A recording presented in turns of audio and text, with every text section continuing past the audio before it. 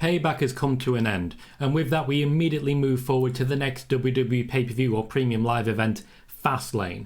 There are promises of rematches galore, and I can't say I'm too thrilled with it, but there is plenty of occasion within that WWE locker room. We have seen a clear split as to championships being defended in particular. Roman Reigns will not be at Fastlane, but I do have both Usos competing in separate tag matches, an Intercontinental Championship match and a Women's Championship match, as well, of course, as more Seth Rollins. So these are going to be my Fastlane predictions for the full match card. 7 matches to cover. Let's jump straight into it. I'm opening with the Women's Championship match, particularly the other Women's Championship. Triple H has got a rotation going on now where one mid-card championship and one Women's Championship makes each card, and they vary based on those to try and make sure they have equal coverage. In exchange, you see matches like Chad Gable versus Gunther on Raw. Chad Gable will be featured a little bit later, or at least Gunther will, with a brand new opponent. But for the Women's Championship, I have Io Sky this time around defending her Women's Championship against a returning Bianca Belair. Bianca Belair's had a couple of weeks out, but she is still very much in the running to be competing with Io Sky. All 3 of the women competing in the triple threat, after which Io Sky won the championship, are definitely in the running, and all of them should face and lose to Io Sky in the build-up to WrestleMania, where she will likely face either Asuka or Bayley. Personally, I have Bianca Belair returning from her injury here to stand up to Io Sky. This will be a very different match to Backlash, but also a very similar match to Backlash, just with a very different winner. Io Sky will attempt to keep the pace high, but we're looking at the beginnings of a heel turn for Bianca Belair, so there will be teases of the involvement of the Street Profits and Bobby Lashley influencing her negatively. Io Sky in this one will be the face, whereas at Backlash, Io Sky was just treated like the face. I'm excited for this. I think Io Sky versus Charlotte Flair will be coming around Survivor Series time, and then possibly either Io Sky versus Bayley or Io Sky versus Asuka at Royal Rumble before we lead in to WrestleMania. I certainly could see Bayley being a Royal Rumble winner, and it would be very well deserved. Io Sky, though, at least holding the championship until WrestleMania in my predictions. Next up, a bit of a wild card here, a bit of an out of nowhere one. I have Drew McIntyre continuing the tease of a heel turn of his own by going directly against Kofi Kingston. There is an ongoing storyline right now with Drew McIntyre and Matt Riddle against the New Day, but also kind of with the New Day. The New Day, of course, picking up a number of injuries recently. Big E still out of action, Kofi Kingston now recovered, but Xavier Woods has picked up a fresh new injury that's keeping him, out of action. Drew McIntyre versus Kofi Kingston for me makes a lot of sense, even as face versus face, and will continue to move Drew towards the dark side. That seems like it's definitely going to be his future. Drew McIntyre versus Seth Rollins has a lot of credence to it. I can see that happening around Royal Rumble time, but also going forwards, Drew McIntyre helping to develop people like Jey Uso, who's just come over to Raw, will make for some real improvements to that locker room as well. Drew McIntyre, without having signed a new deal, looks like he might be being jobbed out in the next few months in the lead up to WrestleMania, where we will find out whether or not he is staying. His contract does run until April, but at this point, that's only 7 more months. So we are starting to run out of time to get a new deal signed. The loss to Gunther clean is very telling for me. Next up, we have our first tag team match and our first match featuring an Uso. I have Jimmy Uso and Solo Sikoa versus AJ Styles and Cody Rhodes. I have Cody Rhodes moving to SmackDown, starting the build towards he versus Roman by helping AJ Styles, while AJ Styles is up against both Jimmy and Solo Sikoa. Jimmy Uso is trying to get back into the bloodline. A loss here certainly wouldn't help, especially when Solo Sikoa is essentially acting in service of Roman Reigns. When Roman does then return, you have Roman versus AJ, and you have Roman versus Cody in the windscreen, in the windshield ahead. I was going to go rear view mirror, but that's the wrong direction. He has Cody Rhodes in his future. So yes, even if Cody Rhodes does not move over to SmackDown full time, I have him teaming with AJ Styles, and I'd also kind of love that as a feud. Just throwing that out there, WWE. If you're watching, AJ Styles versus Cody Rhodes could be a lot of fun.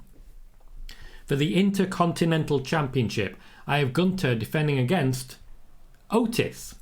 Chad Gable has had 3 chances, he has come up short each time, but they've been very entertaining and very fun. Chad Gable also coming close many years ago to becoming King of the Ring.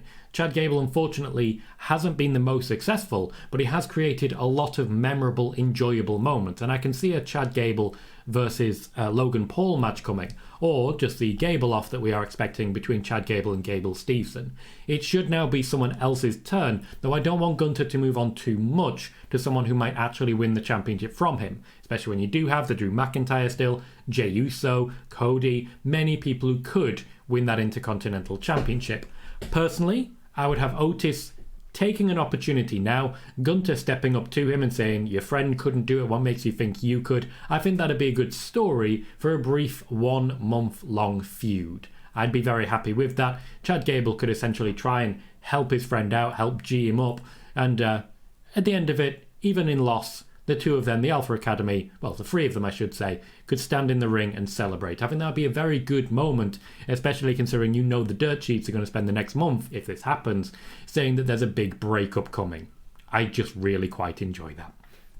Next up, back to the women's division, Trish Stratus versus Zoey Stark. Now, after losing the match to Becky Lynch, Trish Stratus stepped up to Zoey Stark a bit too much and got put down for her troubles. I can see this continuing. Trish Stratus is now in the opening of Monday Night Raw. It looks like she's going to be sticking around for a while, and if you're going to build someone, build Zoey Stark. Great work has already been done for Zoey Stark, and I do feel a victory over Trish Stratus would take that to the next level. Trish could certainly still win. Zoey Stark looked very good in defeat, including against both Becky and Shayna Baszler recently, and while Baszler and Becky Lynch will be getting to their own thing, Trish Stratus I think could add a lot when it comes to helping to develop and establish people like Zoey Stark, even in defeat. Personally, I'd have Zoey Stark winning and moving on to someone like Rhea Ripley, where she would start to be losing again. But for now, I think Zoey Stark has serious potential and could be a serious contender going forwards. This would be a great way to establish her at